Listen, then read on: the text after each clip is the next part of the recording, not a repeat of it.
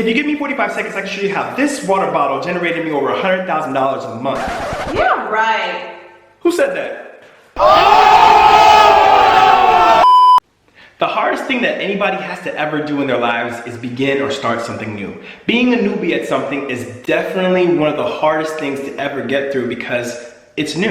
It's out of your comfort zone. You don't know anything about it. You have to gain knowledge in order to actually acquire that knowledge so that way you can actually be proficient in whatever it is that you're trying to do, okay? And today we're gonna talk about the top 3 books that I think every person should have in their library. I don't care what it is that you're doing in life, you need these 3 books. If you're talking about in the realm of being successful and trying to attain any amount of financial wealth or relationships, anything of that nature, you need these 3 books, guys.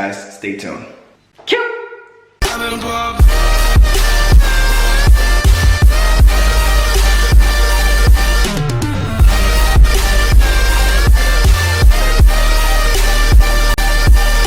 What's going on, Freedom All-Stars? Jeromeo here, and guys, in case you haven't noticed, the hardest thing I've ever had to deal with was starting something new. And this video goes out to all of my beginners out there who are striving for better, trying to do something with themselves, with their time, with their lives, trying to just be in all that we say great, okay? And great meaning successful, whether it's getting, becoming financially stable, becoming stable with relationships in your life. It doesn't matter what it is. Today, I'm going to give you 3 keys that you need, must-haves in your life in order for you to achieve those. Many people talk about it, but they never really go back to the beginning of how they even got there in the first place. I don't want to just show you, hey, this is me in my garage.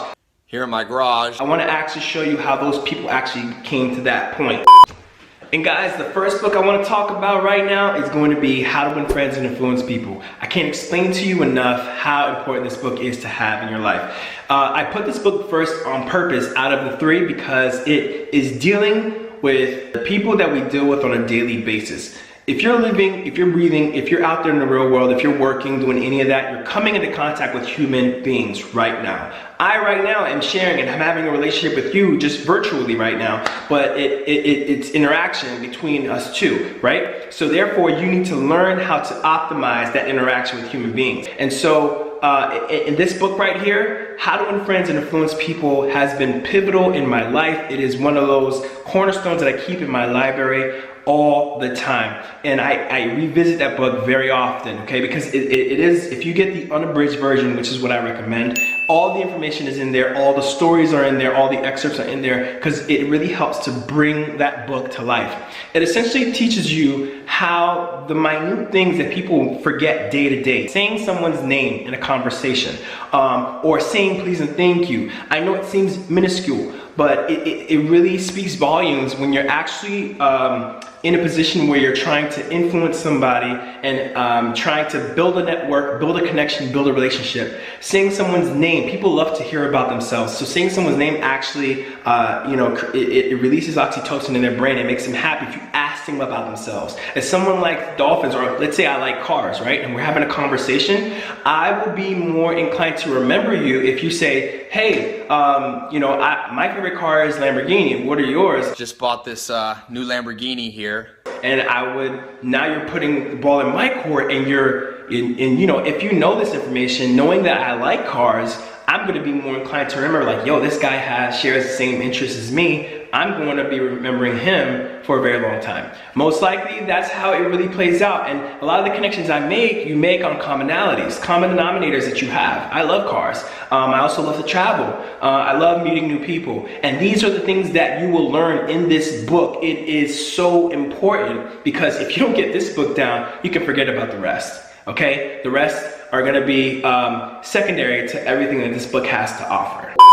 The very next book that I recommend is going to be Rich Dad, Poor Dad by Robert Kiyosaki. Another golden nugget. Let me tell you, this book right here has transformed my entire education about money.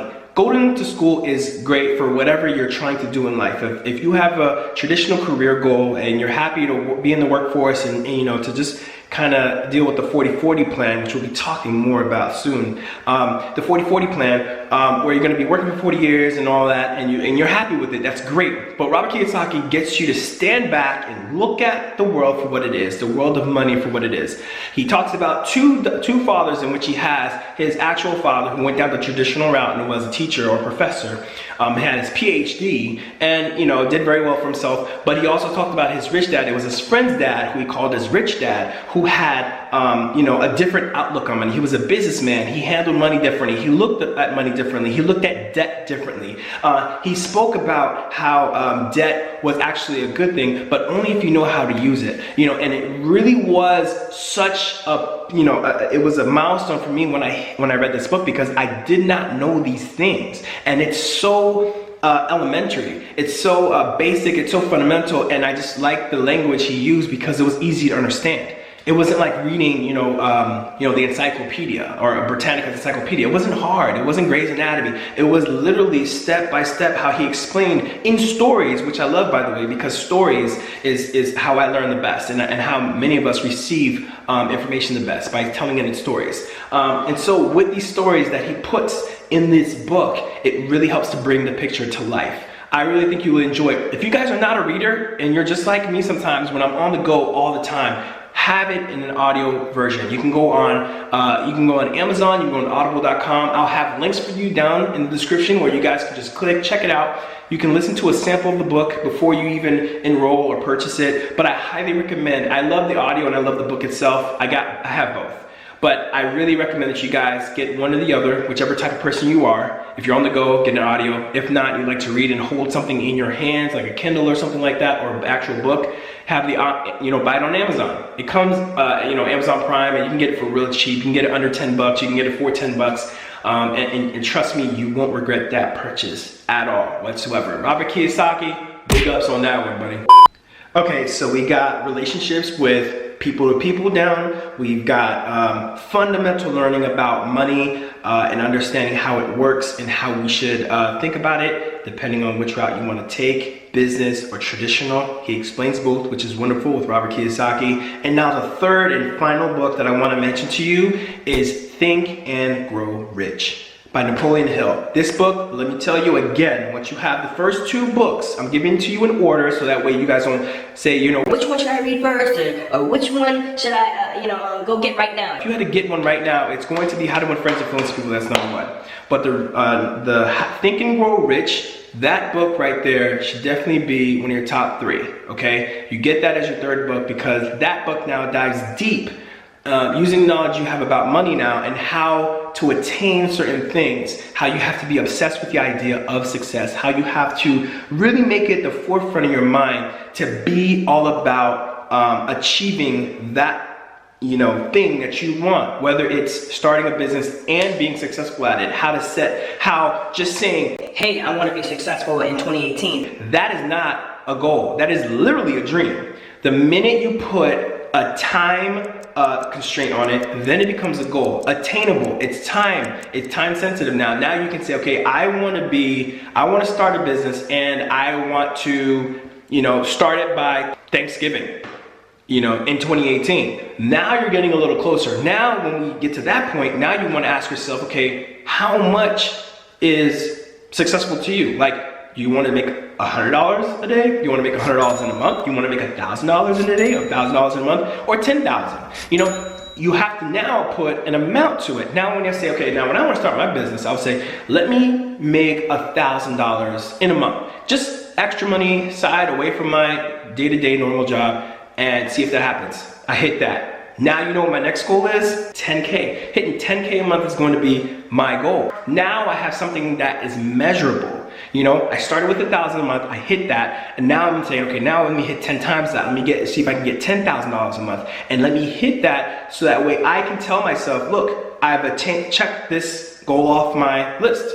All right, now I can move on to the next thing, okay? Whatever that goal is, whatever I choose it to be. But whatever it is, you guys have to put a time constraint on it, and you have to put an amount if you're gonna be doing a business. If you're gonna be doing something else, I don't know, you wanna start a nonprofit or something like that, just put dates and time. Be very specific with your goals, because what you're doing is that you're bringing it to life. Okay, you're bringing it to life. Whenever you put more details to your goal, you're bringing it to life. Make it realistic. Make it achievable, but make it far enough where it stretches you outside of your comfort zone, guys. Okay, I don't want you to just say, hey, you know, I want to start a business in 2018 and just leave it at that, because that will just lead you down the wrong path. It will lead to procrastination, and it won't be motivation enough to get you out of your comfort zone, because there's nothing pressing in your mind to say, oh shoot, you know, it's almost the end of 2018. It's nothing specific. It's very vague, ambiguous. Okay, so with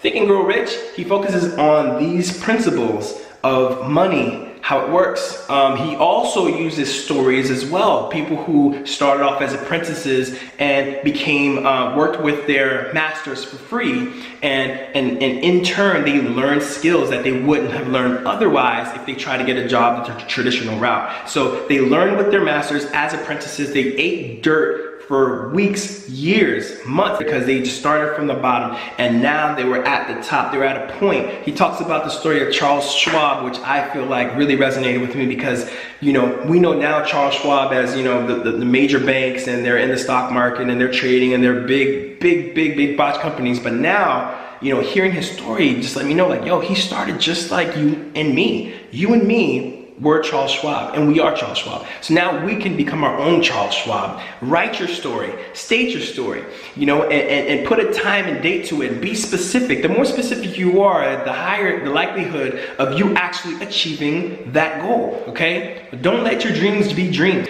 Your comfort zone is where your dreams go to die. Ooh, I know, that was a deep one for me too when I heard that quote, okay? But, you know, people always think that the grass is always greener on the other side. Let's say if you're focusing on a mentor of yours, somebody that you look up to, their grass always looks greener is because they're outside of their comfort zone and they're watering the grass where they're at, okay? Wherever they go, they're watering the grass. Now, wherever you're at, you're in your comfort zone, right? And when you're at home in your comfort zone, you get a little lazy. You probably don't feel like watering, and therefore your grass will not look as good as the other person's. So therefore, remember this in your mind, okay? If you want to grow, get out of your comfort zone and force yourself to grow. Your mind will then be enticed to try and learn and figure this thing out. It loves solving problems, but you have to give it a problem that your mind can solve. If you just, you know, just keep that in mind. I can go on for days about this. So top 3 books, guys, remember what I said. Number 1 is going to be How to Win Friends and Influence People. Number 2 is going to be Rich Dad, Poor Dad by Robert Kiyosaki. And number 3 is going to be The Ultimate Think and Grow Rich by Mr. Napoleon Hill. And these are the top 3 books. If I had to recommend anything else, like if there were no books left on earth, 0, these 3 books would be the books that I would say save and to learn about, okay?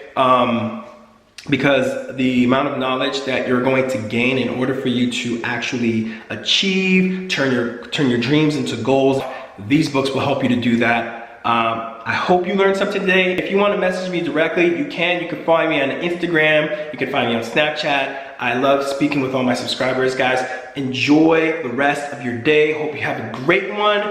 And guys, don't forget to like, subscribe, and leave a comment below. Yeah. I wish you much success. We out. Peace.